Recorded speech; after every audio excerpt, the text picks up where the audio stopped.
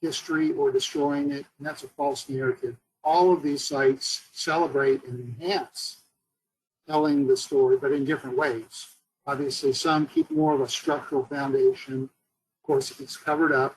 Others create a space where that history and storytelling can be done in a plaza, in a programmatic way. So it's really just how you celebrate the history, not that you're for history or against history. That is clearly a false narrative that has been set up, and I think this committee understands that.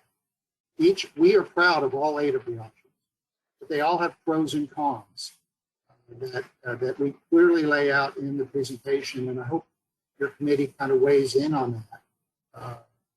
But it's your choice, but for sure, as stakeholders and individuals, we encourage that as well. Right, and I agree with you. There's a, we don't exist in a vacuum. Certainly not the project doesn't. In the committee, we're not all that well known, but some people are tuned to our inputs and how we absorb things. So we're in the middle of this, as Steve points out, these narratives that fly around about history, changing history, altering history, not honoring, and all this other stuff that has been going on. So yes, the fact that this was an archaeological windfall, if you wish, and it certainly was, to find the foundations of the various things still there and to find the cornerstone of the AME church was just fantastic. As someone pointed out, the design team has been aware of the proximity of the AME church for a very long time, but not specifically aware that there were remnants, artifacts or remnants in archaeological terms, sitting there. So now we know it's there, and so we are obligated to do the right thing. We collectively, we the community, not you and I, committee members, in this sense, but we're obligated to do the right thing and to honor it. So Steve's right. The team has worked hard to come up with different options. So we'll find a good solution. My own personal, I'm not going to tell you what my option is right now, but my own personal feeling is that the people with the most, the stakeholders with the most emotional and historical tie to this lie in the community that did support and still supports that AME church. And so we want to be sure that we know without any real attribution to by person or something, kind of what is the standard they're looking for. And if we know that standard, which is the same thing we've done with Bexar County, and other stakeholders like Forest Bank and stuff, and the Texas Public Radio and on and on. Once we know the standard of what they're looking for, then the design team knows how to take that and turn it into reality after dealing with all the constraints that are down there. And we as a committee know then what the standard is that we're observing and commenting on and participating in. So that's one of the things. What does the family, so to speak, of the AME Church and the new Black historian group and so forth, the museum and all, what do they feel about, as Steve pointed out, all of the options, or which option is preferred? So I don't want to keep beating on this. I think we're going in the right direction collectively. Kathy, do you have something you want to say on it? Yes, I have a request. Can someone send us some bullet points on what to include in a letter of support? Because I know that the Judson wants to, again, support the preservation, but support the continuation of the creek. So can we get some bullet points to include in a letter that we write? Yes, ma'am. We can send you like a template. We can do that.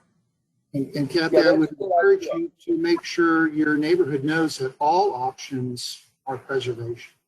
They're different tactics.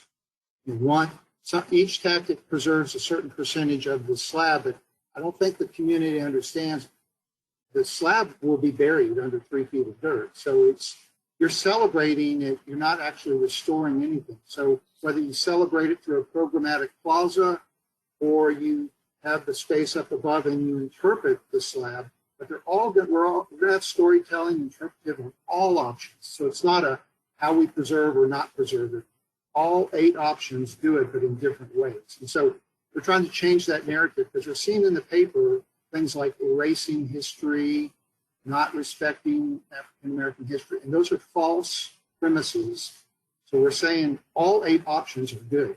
We're proud of all 8. They have different tactics on how to tell the story to our community and how to preserve the history. Thank you, Steve. Okay, Kathy. Oh, or Steve. Steve, can you come back on for a second?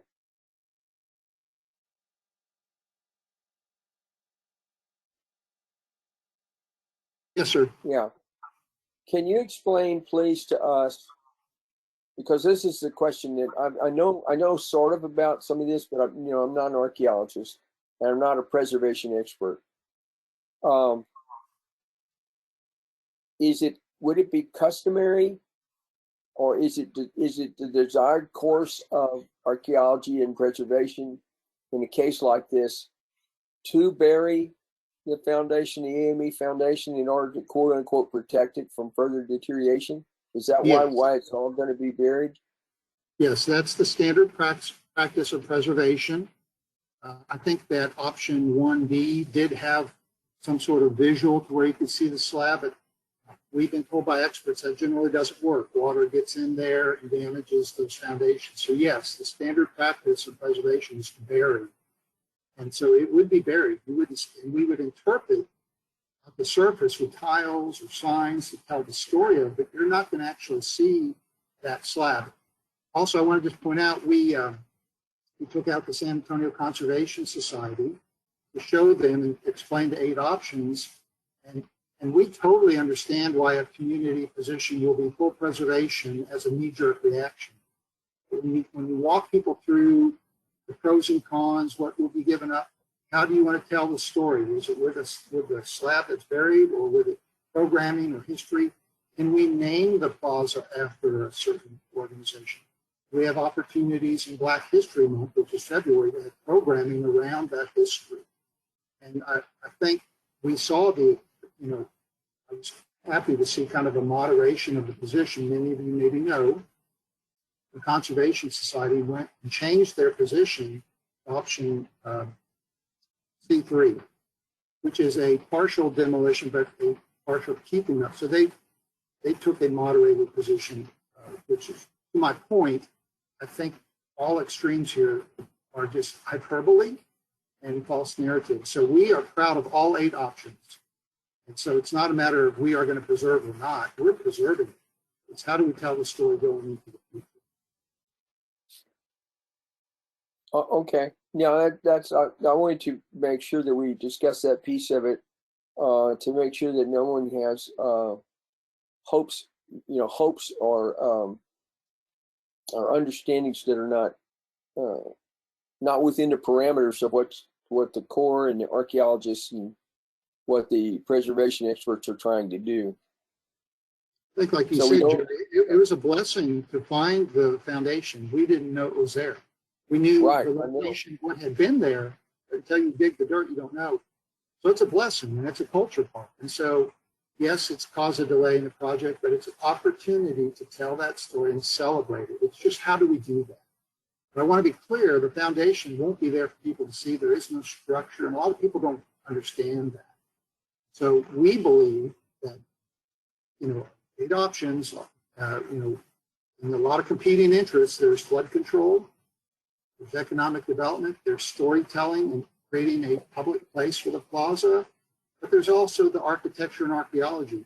I know many of you probably haven't had the ability to read the architectural, the archaeological report. But what's important at that site is not the archaeology, the foundation, the stones. There's nothing unique in the architecture. What's important is the history of what occurred in those walls. That report makes that clear. So I would encourage you, how do you tell that story of the history of what occurred in the walls?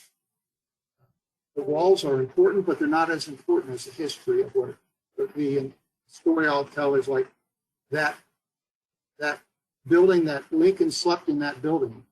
It's that Lincoln slept in the building that was important and the history of why he was in that building, not necessarily the building.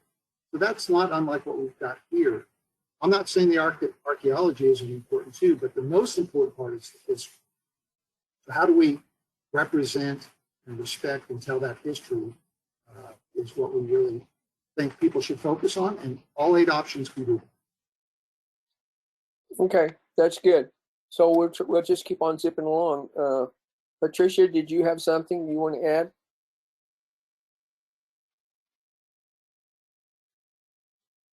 No. Okay. Well, let's now we. Tony's on. Tony, do you have something to add from the county's perspective? Hi, good morning, everyone. I would like to just echo what Steve's been saying, but also I just had a question for the project team. I don't know if this would be a question for, I know we have an archaeologist on the line, but if in the scenario where we would impact the resource and remove foundations, what sort of activity would happen there? Would there be a high level of archaeology that needs to happen, obviously, to carefully document and record and archive anything that was in the area already? What would happen in that scenario? If anybody could answer that, maybe Carrie Aver, maybe.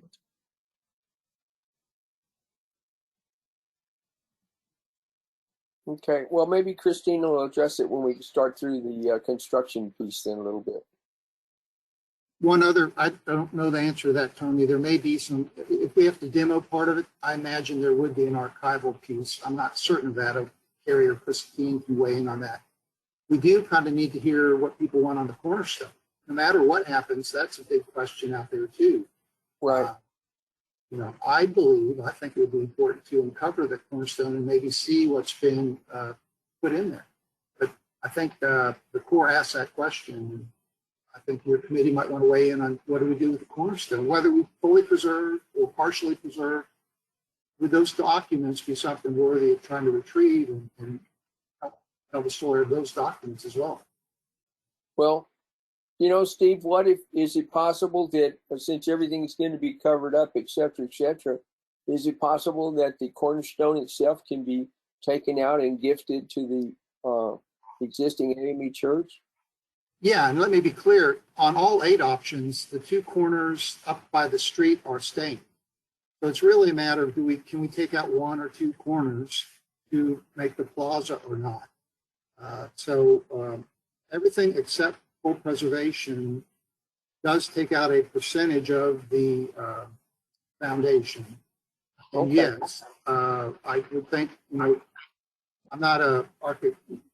This is a hard question I can't answer, but if we retrieve those artifacts from the cornerstone, I think it might be very appropriate to at least take pictures and interpret them with a sign up there, but who knows, maybe it'd be something appropriate to keep on site. I don't know, but that would be a question for the Corps and OHP in our community. Okay. I think Patricia, you wanted to say something. Let me unmute you real quick. I think you need to unmute yourself, actually. There you go. I just have a couple of questions. I was going over all the drawings and the pros and cons, and I was what I had asked Monica before is that if you go with the full restoration, then there's no seating for if we had programming, and I was kind of looking at that because if it was the plaza was for everyone in San Antonio, and they had different cultures use the plaza, then there's no seating. My second question is on the cornerstone, if you had the 75 or 80%, whatever, would it show the cornerstone? So, yeah, let's just be clear on the terminal. There's no restoration. It's a preservation. So it's a matter of how much of the stones do we keep in place on the ground. So option one keeps all of the stones in the ground, but does cover it up. And then but you don't have, other than where the slab is at the street level, there's no place for interpretive, like say plays or storytelling. There's no plaza, no gathering space.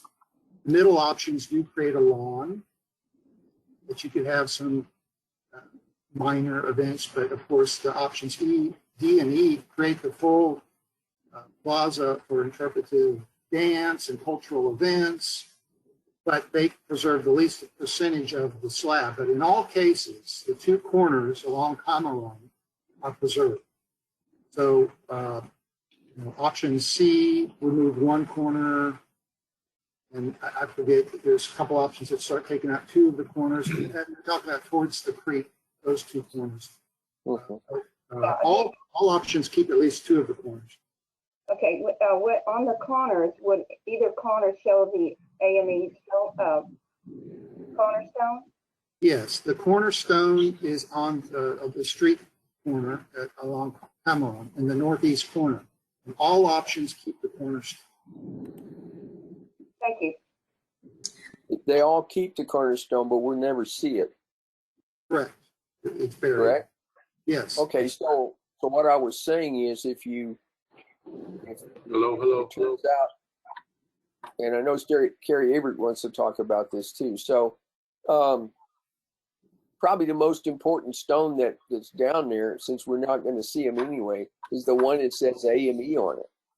So when I said we gift them a stone, I mean, maybe we should gift them that stone. And they keep it themselves in their, and goes to the Black history community, or it goes to, the church or something, whatever they choose to do with that relic. If that's an option. It would surely be a recommendation from the committee. I don't know the legalities of that, Jerry. Right. I understand. It just occurred to me, because why I asked you again to clarify, and you have been clarifying well, that we're not going to see any of that foundation. It's going to be protected, covered, preserved, etc. So if that's the case, then we could pursue this other thing if that's what they would like. I mean, what would be greater than that as the piece of it? No, I think Terry, do you want to tell us? Terry, there was a question about the preservation. If a corner is taken out, is there an archival of the rocks? Is there more archaeology that occurs through the project? Can you folks hear me? Yes, we can hear you. Okay, I was trying earlier and my microphone wasn't working for me. So there will be additional archaeological investigations required, regardless of the mitigation option that's chosen ultimately. And they'll have to do a lot of archiving. So, how much effort is going to be required there has yet to be determined. It's, somewhat dependent upon the mitigation option that is chosen. If some of these foundations, if some of the foundations are going to be removed, then there will be a lot more investigation and documentation as opposed to if it were left in place, I would suspect. So we should know in the coming weeks what that effort is going to be. Do you hear me now? Yes. That was kind of the point of my question. I just was trying to understand is someone had told me that they're archaeologists or have archaeology in their background, that the most important aspect of archaeology is to educate, right? Is for people to learn about the past, and that's what my understanding was if in fact there was going to be any archaeological discoveries made, it would only happen if there was a removal or some at least some exploration of the site. And so that's where I was just trying to understand what would happen in the case where there was some partial removal or what would be the process. And it would be a very careful study of the site. So that's really. And of course, that could play into our interpretation. The pictures of the original rocks could be up at the surface in interpretive signage. The content of the cornerstone, if that is uncovered, at very least, we could interpret it with signs and show pictures of the letter or artifacts that are retrieved. I think an interesting question, which I don't have the answer to, is could we actually display those artifacts at the site in an appropriate enclosure? I don't know the answer to that, but we could surely interpret it signage. Okay. All right, Miss Monica, I guess we're off and running. All right. Thanks, everyone. Yes. Thanks for the discussion, everyone, and questions. All right. So we'll move on to approval of the minutes. We still have our quorum, so I'll just need a motion and a second from our subcommittee members. A motion. Thank you, Ms. Patricia. Second. Great. Thank you very much.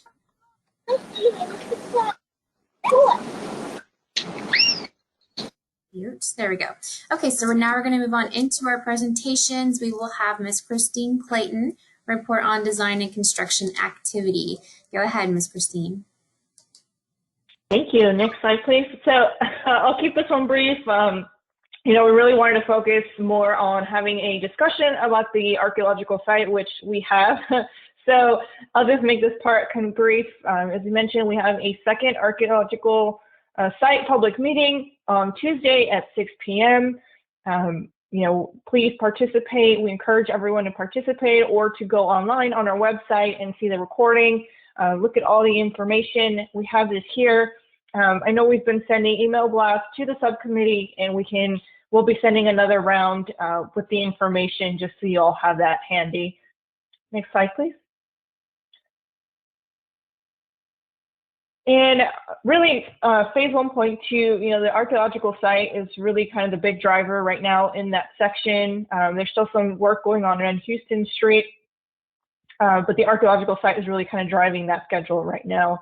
Phase 1.3 and 2 is moving along quickly, making good progress with everything. We're still wrapping up a lot of the electrical work and other utilities, gas, water, sewer.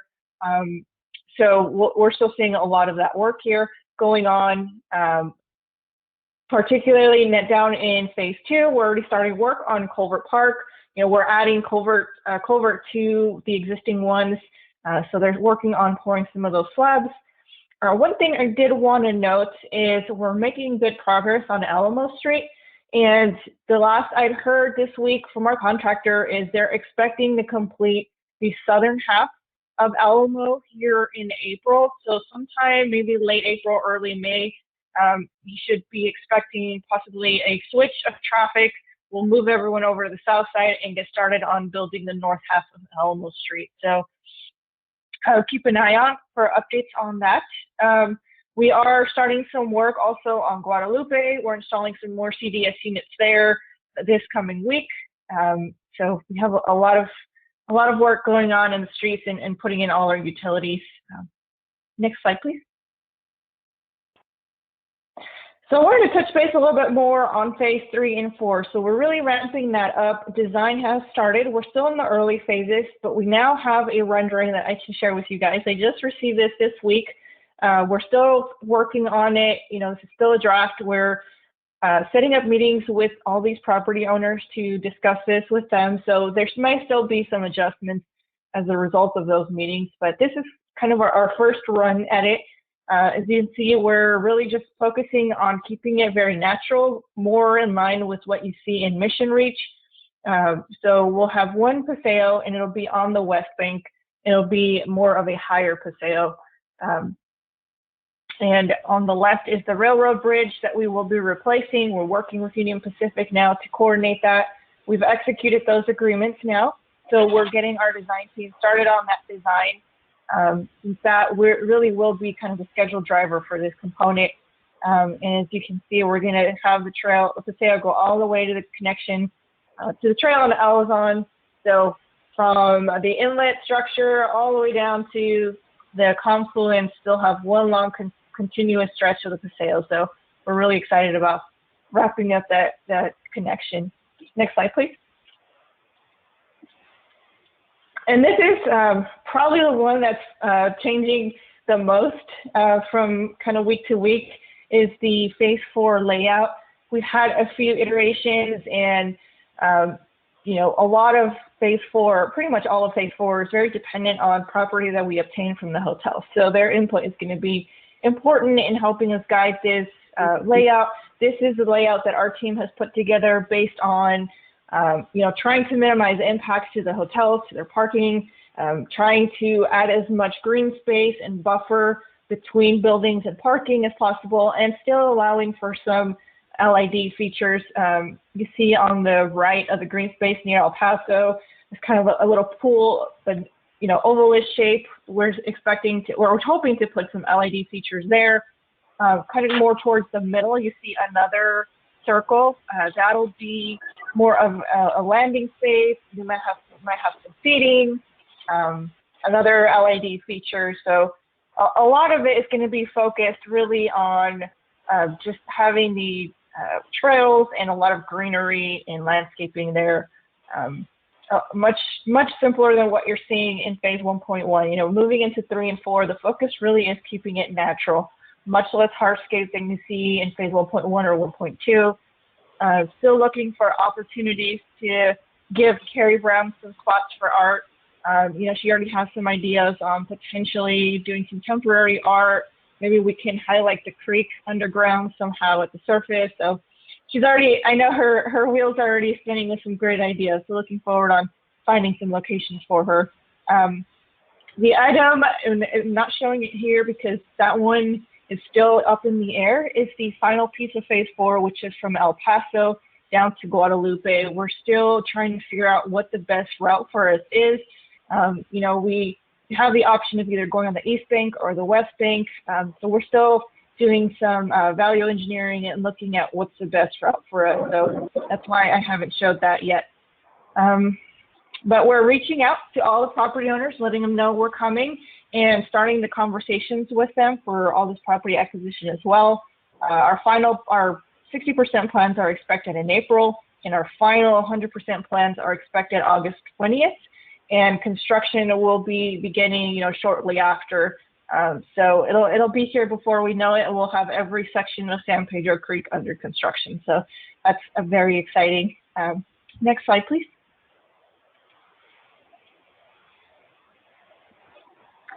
So the biggest thing I wanted to point out here on this one is Houston Street. Previously our schedule was showing Houston Street being open to vehicles here in the next month or two. The plan is still to complete the bridge by April of this year. However, because we have been delayed so long by the archaeological site, we'll very likely have to extend part, if not all, of the closure on Cameron and Houston Street, since we do, once we get to the public notice period and once we get guidance from the Corps on what design option we can proceed with, regardless, there's still going to be quite a bit of effort that goes into that area. And so we need to maintain access for construction equipment and staging. Just keep an eye out on that as we work through that plan with the city. We'll give you all an update on where we end up with that. Next slide, please. And just to give you all an update, we are in constant coordination with our partners. The city of San Antonio, as you all may have noticed, the Cameron Street work has already started. Right now, the work that has been going on has been SAW utility work. The last I heard from our contractor, they're expecting to start the road work here in April. So we're still going to see some extended work going on Cameron. It'll take them several months to finish all that work, all the street work, and we are you may see some work also on the creek side as we, go in and do some work in the bioswale right along the street. So we're still working through that, but as soon as we get an update on those dates, we'll let you all know. And as I mentioned, Union Pacific, we've executed those agreements. We're starting that design. That'll really drive a lot of the schedule for phase 3, just working through all the process that Union Pacific has. We're going to have a design, they have to approve it, and then we have to finalize the agreements that kind of talk about the construction and then the transfer of it at the end. So very excited to be starting phase 3 and 4. So keep an eye out for information coming out on those as we get some more details. Next slide, please. I think that was all I had. Yes, ma'am. That concludes your part of the presentation. Thank you, Ms. Christine. Yes. Are there any questions from subcommittee members at this time on the construction update on design and construction for phase 3, 4? If there are any questions, feel free to type them in the chat box or just unmute your mic if you'd like. Hi, I'm actually a resident. I don't know if we're able to ask questions in the area of the phase 3. Yes, ma'am. We don't have any subcommittee questions right now, so you are able to ask a question. Go ahead. Okay, great. So my name is Janelle Garcia, and I'm a resident. I live off of Keller and Ceballos. We have 16 new constructed homes in the area that's being gentrified, and we were seeing some restaurants kind of being bulldozed down at the end of the street. There was a Wendy's that is no longer there, and then we've got our Eddie's Taco House at the end of the street.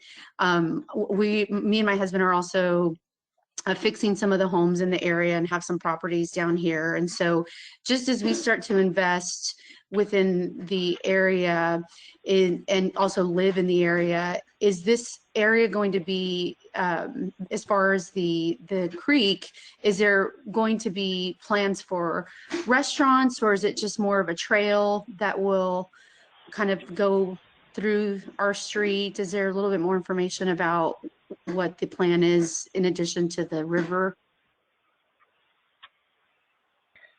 So as far as our end, what we're putting in, it's really just going to be focusing on the trail and keeping more of a natural creek. As you mentioned, you're already seeing a lot of development coming in, and just based on what we've noticed in the open segments and the parts that are under construction, the improvements to the creek have spurred this development. We're already seeing in the phase 1.2 particularly, articles in the paper coming out talking about people wanting to have mixed use space, have shops, have restaurants.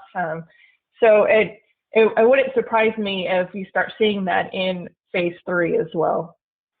I think I can add to that as well. Just so you know, San Pedro Creek is protected in what's called Rio 7. Rio stands for River Improvement Overlay District. And so the Rio describes architecturally the expectations, setbacks, heights. So, and it's a very wise thing that the city did. In other words, there's a huge public investment in the creek. They want to make sure that development that might occur because of the creek work be done in a way that's very compatible and fitting into the architectural look and feel of the public investment. So I encourage you to also maybe read the Rio 7 documents that the city has, because that'll really control specifically what happens with properties that are right on the creek. So that might help also in your research. Yeah, that's really helpful. Thank you. And I know that the community, we probably have about 30 residents that are all really invested in knowing what is going to develop at the end of our street. We've got a taco house that we all love and walk to every weekend. And so, there was question if that was going to stay there, how much kind of foot traffic should we expect, at the end of it? Because it is really residential right at the end of the street. And so obviously we're all very excited to see that development, but we're interested to see, again, what other new developments might come out of that other than the creek itself. So I will definitely share that article. Do you have a website for that, or how do I attain the Rio 7 information? Get it, Monica. I think a Google search where you just go Unified Development Code, San Antonio, and then Rio 7. The other thing I would mention is our elected officials want these projects to be economic drivers. The development and economic benefits are something obviously that are good. Now, the flip side to that coin is gentrification. and you mentioned that. So that is something we struggle with. How do you want something wonderful for a community without displacing the community? To know that city council, this is a big issue, is gentrification. How do you promote economic development without displacement? So the city is trying to work on gentrification policies and working with existing neighborhoods. And I mean, we aren't tone deaf to that, but as Christine said, our focus is on the creek. But of course, we understand the ripple effects for many blocks to either side of this great improvement for the neighborhood. You bring up a great point. I appreciate that. And that is something, of course, we love our neighbors that have been here for 30 years. And we've become friends and really would hate for them, or the taxes to be raised so high that they couldn't afford to live, in their own home. And so thanks for touching on that topic, because that is definitely something, or a concern that we have as well for our neighbors. Thank you, Janelle. And thank you again for joining us today. This really is the best forum for you and other developers and residents and your neighbors to kind of stay informed and also voice your opinion on what's going on the creek. So I just encourage you, join us every second Thursday of the month at 9 a.m. And also, Christine just put in the chat box the website for the zoning that you're asking for. I can send you additional information if you'd like, and I can also sign you up on our email our email list as well, so you can get updates directly. Monica. Yes, ma'am. This is Lourdes. I'd like to address Janelle's concern. Yes, ma'am. Janelle, I'm Lourdes Galvan. I'm on the River Authority Board, and I represent your area. Nice to meet you. Nice to meet you, and thank you for being part of the community. First of all, let me say that we have been working with a couple of the restaurant owners around there, mainly with the Rodriguez family that's at the Piedras Negras. But as you've seen, there's a lot of development that is coming into that area, a whole bunch of apartments right on Ceballos. As a matter of fact, I have two family members that live on Raymond Street, right in that same community. And as far as the Wendy's is concerned, I did call them, contacted them, and they're remodeling to make that much better. And secondly, I wanted to say that I foresee a lot of business for Eddie's Taco House and any business around that area, because of the high volume of new neighbors that are coming into that community.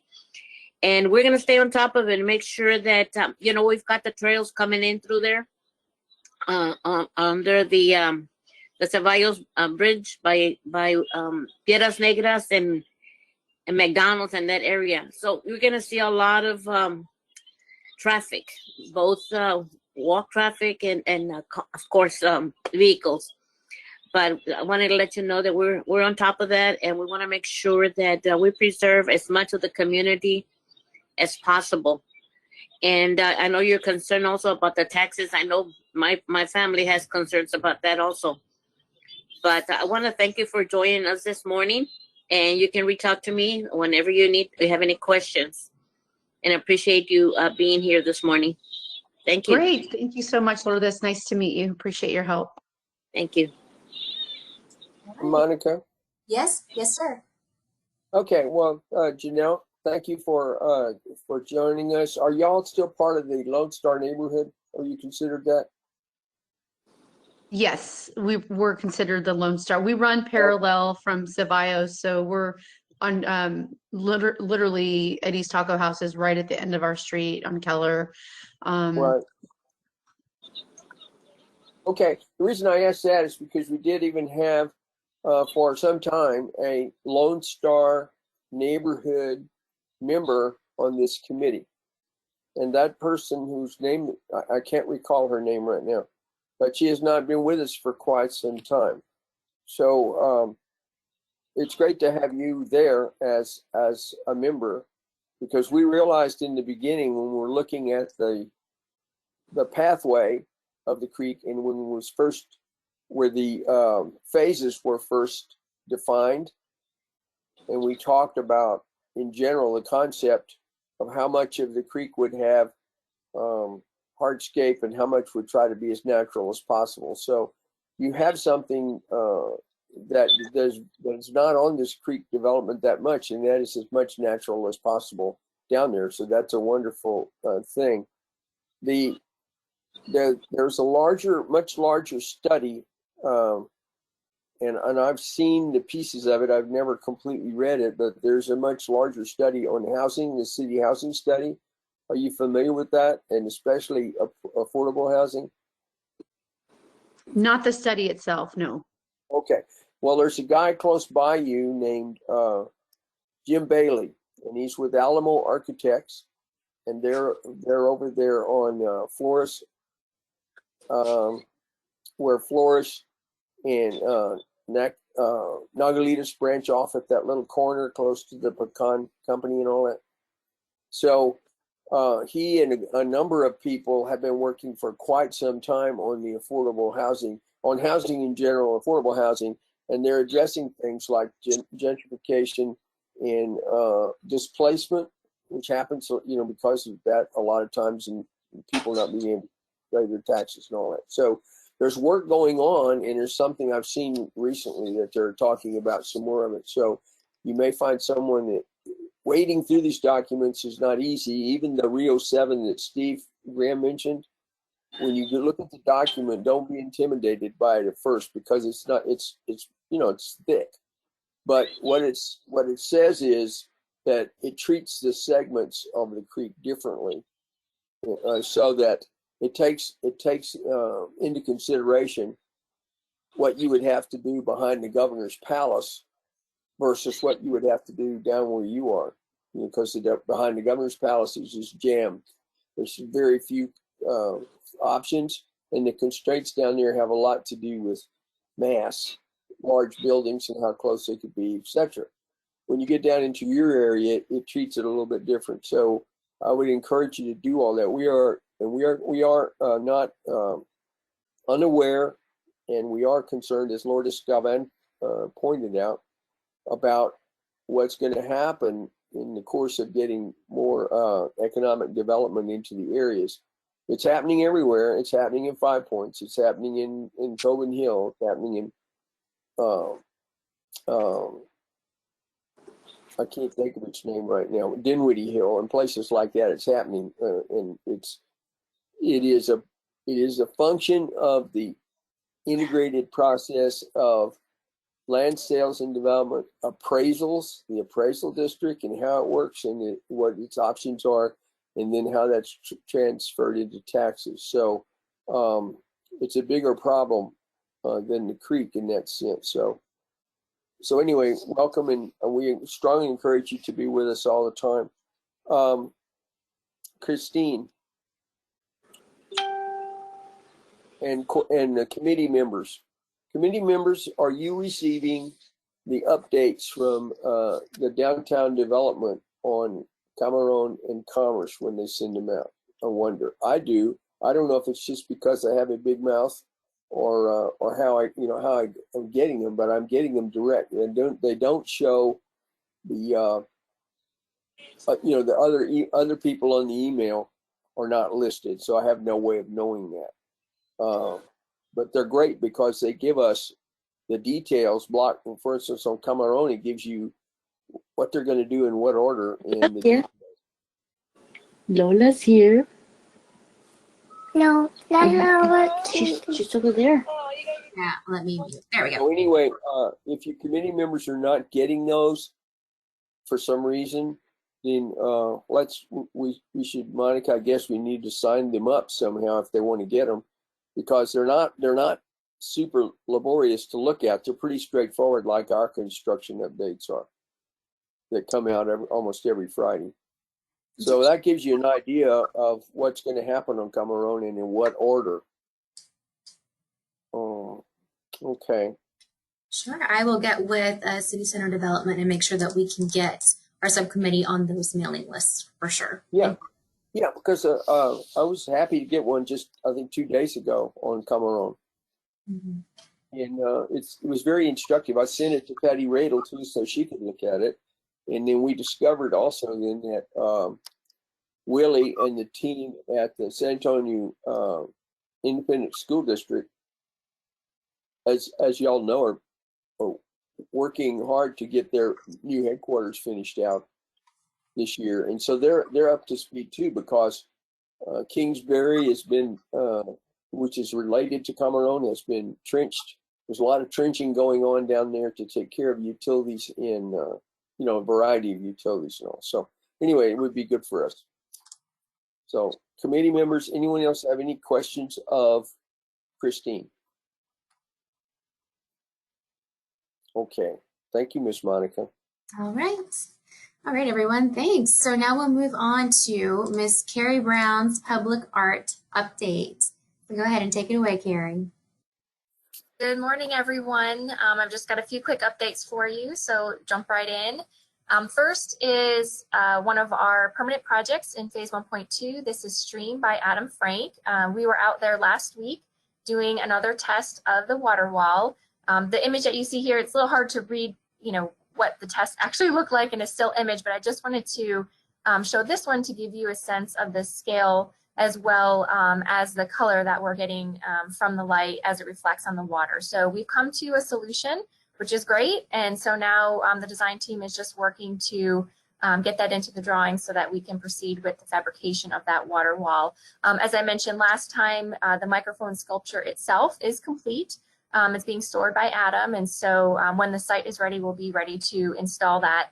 And I just wanted to mention as well, I have been in conversation with the folks over at TPR as well as some of the other area stakeholders, and we'll get together once we get the full wall installed to just coordinate on all the lighting. As you know, this is a big feature of the park here, and we certainly want all of the lighting in the area to complement each other. And so we'll get together at that point to coordinate that. And just a quick note, I've indicated here on the image where the microphone will be located, again, just so you can get a sense of scale and how you'll be interacting with that water wall. Next slide. So an update on our second permanent project in phase 1.2, the mural project. We do have a request for qualifications drafted, and that will be presented to our board next week. Assuming they give the go-ahead, I'll be able to release that call to artists the following day. Artists who reside in Bexar County are eligible to apply, and we are requiring artists to apply as a team. So we'll be looking through those team applications. You don't need to be on our pre-qualified list. You may recall that was a requirement the last time around. So this time around, the requirement is just that you reside in Bexar County. And we do anticipate having the new team under contract in May. So certainly as that schedule unfolds and the selection process moves forward, I will keep everyone posted as that progresses. And certainly as we get into the design development, we'll be engaging with some of the subject matter experts that we engaged previously, some of whom are on the call today. So be looking out for some additional feedback from me as well to ask for your participation. So that's where we are on that project. Next slide, please.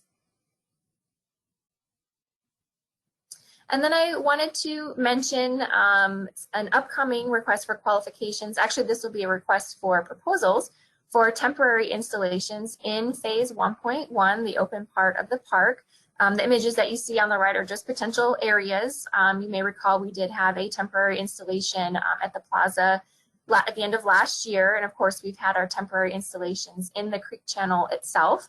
These will be small budget projects, up to $2,500, and we'll be selecting up to 4 projects. And depending on what these projects are, they'll be scheduled throughout the year. And certainly as that progresses as well, we'll keep you all posted. We definitely want you all to be aware, encourage people to come out and visit on their own time to see these work. So you'll see a wide variety of ideas, anything from 2-dimensional to 3-dimensional, potentially performative work or sound-based work.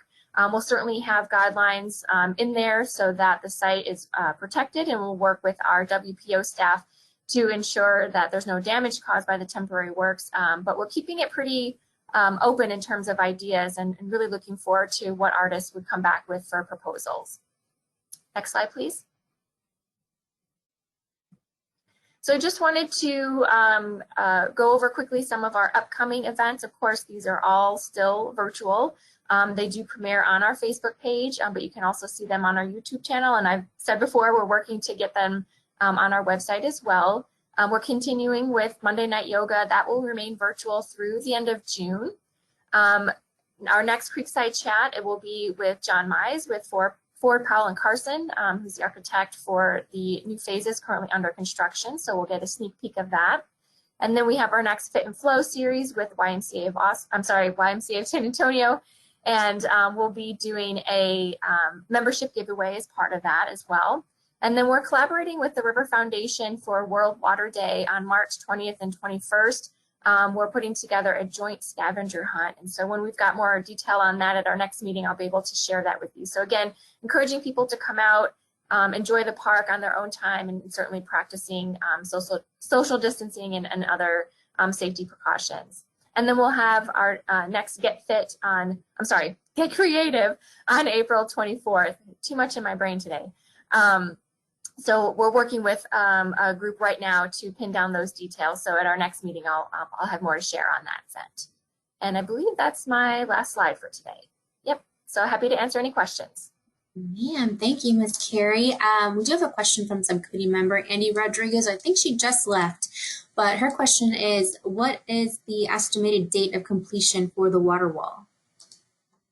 So both of the projects that are in phase 1.2, our completion date is the completion of that segment. So really it just depends on when the site is ready to have those works installed. I do anticipate both of them being installed later this year, potentially early next year. But again, that's contingent upon the construction schedule itself. So we kind of work around that. But both projects will be complete when we open that segment.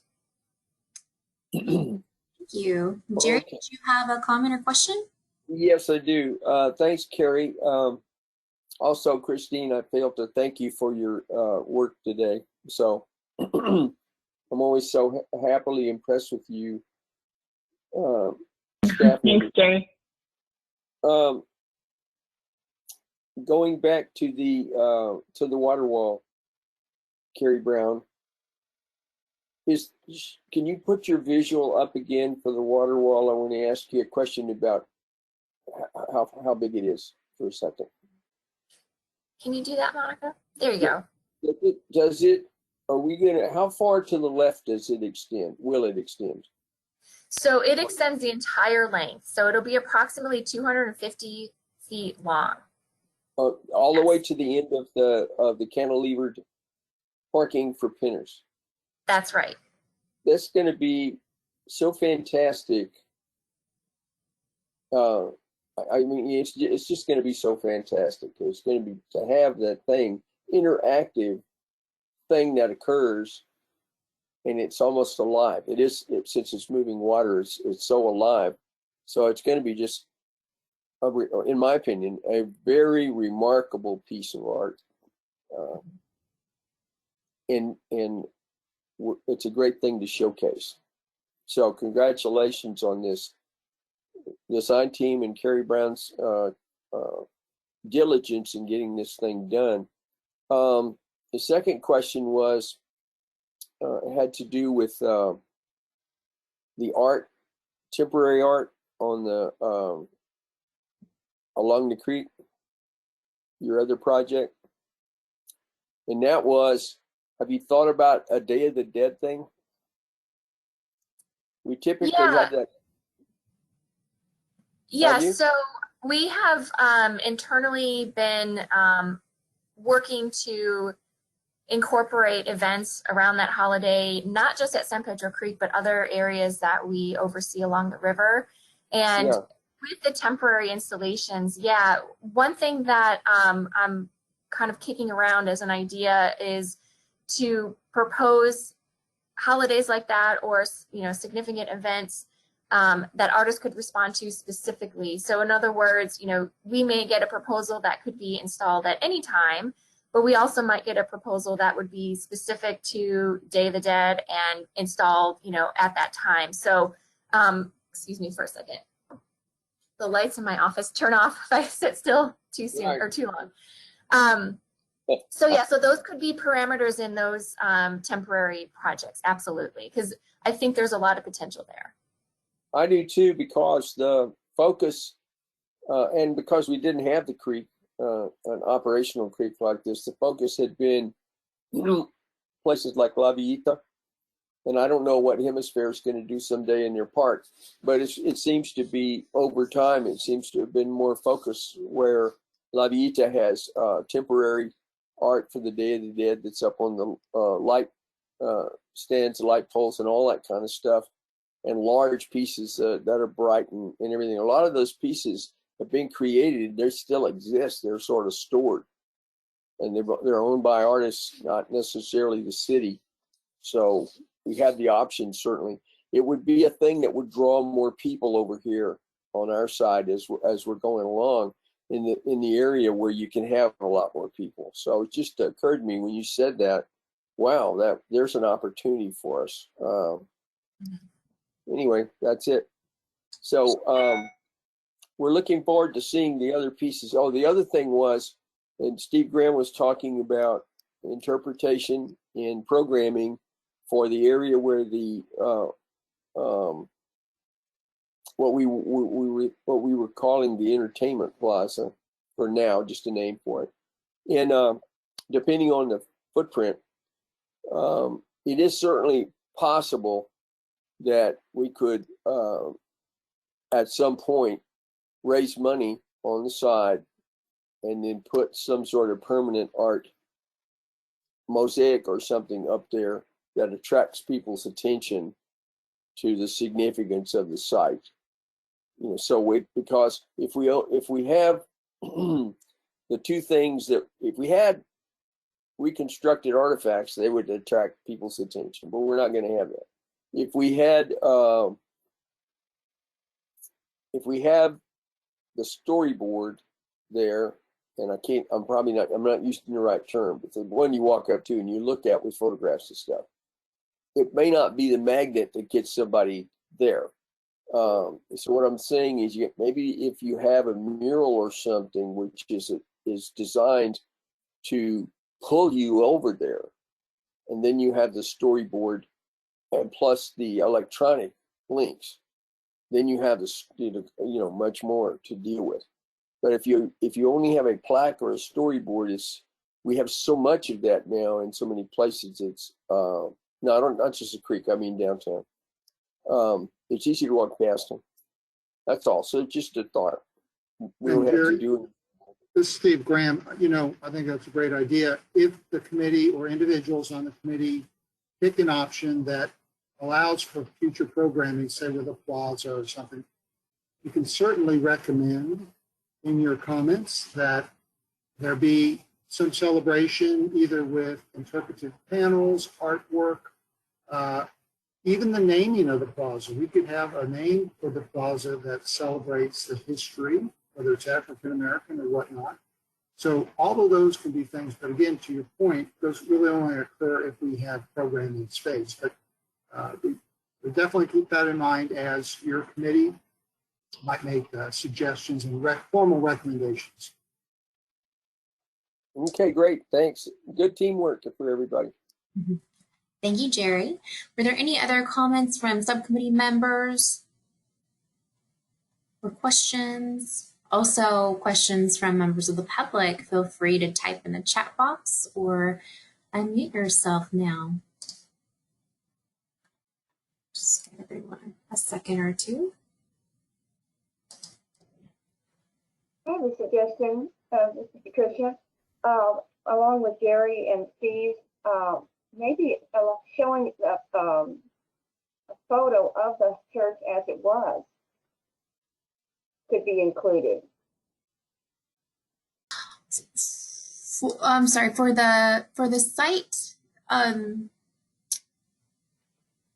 Could you repeat the question? I'm sorry. I think it kind of cut out for me, Patricia. I'm sorry. regarding what Steve and Jerry were talking about, like a mosaic, when I had researched myself, perhaps a photo of the church, would be appropriate. Oh, yeah, absolutely. What it looked like. Yes. Or whether you incorporated that into a mosaic or to give it, the history and to recognize the AME church there. Tricia, that's a great idea. Those would be the suggestions we would want. And in the archaeological report, which is over 100 pages, there definitely are pictures of that site, aerial bird's eye views, as well as there's a couple from the street level. But we definitely have information that would help inform a mural. So that's a great idea. And yes, thank you. Yeah, and to that point, Patricia, we in our interpretive panels, we're definitely including a picture of the church and more of an explanation. There are a lot of other things that we can do to make things more visible, make the story more heard in the area as well. But that is definitely being considered, and I'm glad you brought that point up. And just another point, the different options all have different costs. Full preservation is about $3.5 million. It impacts the flooding, makes flooding upstream, but all the options have more cost. Even the least cost option is pushing $1 million. But I think there could be an argument made that, not having to spend full preservation dollars or saving some money, that maybe part of the mitigation is the interpretation or the art or the interpretive panel. So those could all be thoughts put into the recommendation by the committee. Thank you, Steve. Thank you, Patricia. Any other questions or comments? All right. Okay, so we'll move on into calendar items then. For the 15th and the 22nd, we've got Yoga on the Creek. Our second archaeological site public meeting is on February 16th at 6 p.m. And our Westside Creeks Restoration Oversight Committee meeting is also on the 16th at 6 p.m. as we addressed earlier. We've also got Creekside Chats with our landscape architect, John Mize of Fort Powell Carson, and that's on February 24th. And March 8th is when the public notice period is closed. So again, even if you miss the public meetings, you still have time to submit your feedback, whether on the website or sending written comments or even through the email address that I'm going to provide here in a second. And then our next subcommittee meeting is on March 11th. And I also want to just encourage everyone, if you're going to be out and about, I know it's going to be cold this weekend, but it's Valentine's weekend. There's going to be a really cute photo op on the creek with our pink lights that we have up in support of the Girls Empowerment Summit. So just keep that in mind. And parking information can be found on our website under the Visit tab, just in case anybody's wondering. And here's the information for submitting your feedback for the public notice period. You can directly write Ms. Leslie Crippen at the Army Corps of Engineers. You can email her with this email address here, and you can also visit our website, and there's a submission form for your comments and whichever option that you support. I think we have, there you go, Ms. Nicole Marshall put this in the chat box as well. And yeah, if you guys have any questions about the materials, if you have trouble downloading them from the website, or if you'd like me to send you printed materials, we can do that as well. Just go ahead and email me, and I'm happy to provide that information for you all. So with all of that, I think we're finished. We are done with our presentations for today. Are there any closing comments or questions from subcommittee members? So don't forget, Ms. Monica, we'll put together a message to the subcommittee about how we're going to write a letter to include in those inputs. So that's one thing. From my perspective, thank you all.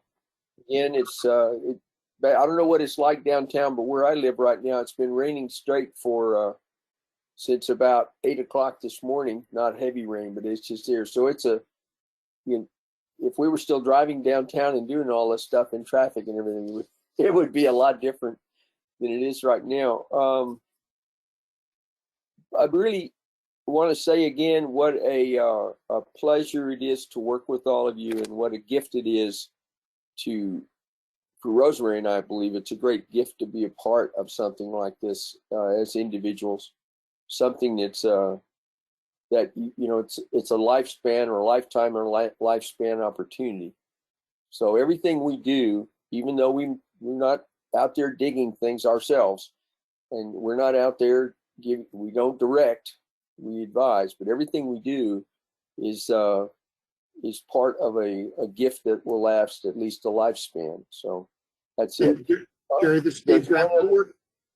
I was going to say, I'll work with Monica and Carrie to send you and the committee members maybe a summary of the 8 options with the pros and cons that would list, what you're gaining or losing, the flood control, there's the public space for programming, there's the physical structure, so we will give you a summary sheet of the 8 options so your committee can better understand and inform maybe an opinion about which options your committee might support or your stakeholder groups might support. Yeah, it's kind of side by side, sort of a matrix thing. You can look at it if it doesn't get out of, too complicated. Now, there's one other thing. I always check the agenda for the Commissioners Court to see what's going on since we can't go there anymore.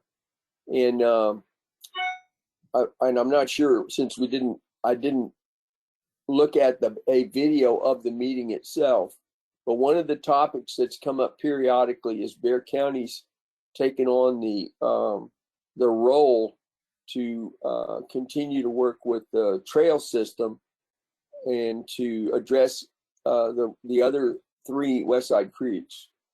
And so the Westside Creeks topic pops up periodically. So I'm guessing that Robert Ramirez is tracking all that. I know that the staff at Sarah would be tracking all that. So Yeah, as we can, yes, as we're we working with their down the county. road. Go ahead. Yeah, well, what you're describing, Jerry, is the county is contemplating a number of projects that, if all were funded, would be $220 million. Okay. That would continue the Howard Peak Greenway trails. We have a number of trails projects, and we also have projects that would do ecosystem restoration. Westside Creeks would be part of that. Breckenridge Park, Spirit Reach, improvements at the River Road, part of the river. So there's a whole gamut of projects that we are scoping and receiving public input for the commissioners. Commissioners in April will make a decision about whether they fund any or some or all of those projects and give the River Authority direction on which projects to move out with. So we are meeting with commissioners this month with the detailed recommendations. It would be appropriate, Jerry, if you and the committee want a briefing on that Rivers and Creeks program, we could do that in March, because your input would be valuable for the commissioners as they might make a decision in April. Yeah, I think it would be appropriate if we can do it. It doesn't have to be extensive in the sense that I know there's not a lot of detail, but going all the way back to the Westside Creeks document, the conceptual document that was published finally, I think it's 2011 or something like that. It was worked on from 2009 on. And so people have had ideas about what could be done with the other creeks over time. And it just so happened that two things were kicked off that have taken most of the time and effort. One of them was all the work around Elmendorf Lake, that project, and that was sponsored, but the personal sponsorship was with Paul Elizondo and Julian Castro, kicking that thing off and getting the support for it. And then, of course, the San Pedro Creek. And it's always been our concern that we not. To a point, we'll reach out to Robert, because obviously the Westside Creeks Committee would be interested in this. Right. We are working with the federal government on their work plan to get the federal funding moving forward. So there's a lot of moving parts. Right. And I think March would be a good time to check in with this committee and the larger Westside Creeks Committee as well. That'd be great. Even if you had a joint meeting, if you want to, with them too. I don't know. Then Robert sometimes when he can, he's in our group here. Okay, so That'd be great. My point was, yeah, my point was is there'll be, if we see more and more emphasis on the rest of the west side on those creeks and everything over time, we'll just keep kind of burrow along, keep our thing through 2022, and get what we need to do finished, of course. And then at the same time, it might, we're a catalyst also for that. As people watch what happens with this creek. So it's a wonderful time. Now that we've gotten all of our federal reimbursement on the Mission Reach, our number one federal focus is the West Side Creeks. Right. And Ms. Vaughn, who's on the call, will tell you we are pushing that hard on all fronts to get that funded and started. So that would be Apache, Alazon, Martinez, because of course San Pedro Creek is heavily underway. Yeah. So anyway, it's great. It's a great time to be here, and it's not going to happen. This is if you look at all the development and everything in the course of history, the last time we had this much activity in San Antonio would have been prior to the Great Depression. It would have been culminating. A lot of the buildings that we think of as iconic in our town were finished around 1928, 1929, and then after that, the Riverwalk project was even spurred by the Depression to get the money. Maury Maverick working with the federal government, everything to get that done. So then we had a time where nothing much happened until Hemisphere. So now we're watching it pop up everywhere, and the creek is a vital part of that economic development. But thank you again from a personal level from Rosemary and I on all your participation and your wonderful ideas in making something for a lifetime or a lifespan, or maybe 2 or 3, who knows. All right, everyone. It looks like we're at 10:25 now, and we're at the end of the presentations. I'll just ask one more time for any comments or questions from the public or subcommittee members before we adjourn. I do see one person who's unmuted their mic. Anyone? All right, then. Okay, then we can adjourn the meeting. I will need a motion in a second from our subcommittee members. Motion to adjourn. All right, thank you. And a second. A second. Great. Thanks, everyone. Have a lovely weekend. Happy Valentine's Day, and we'll see you back here in March. Bye-bye. Stay safe and warm.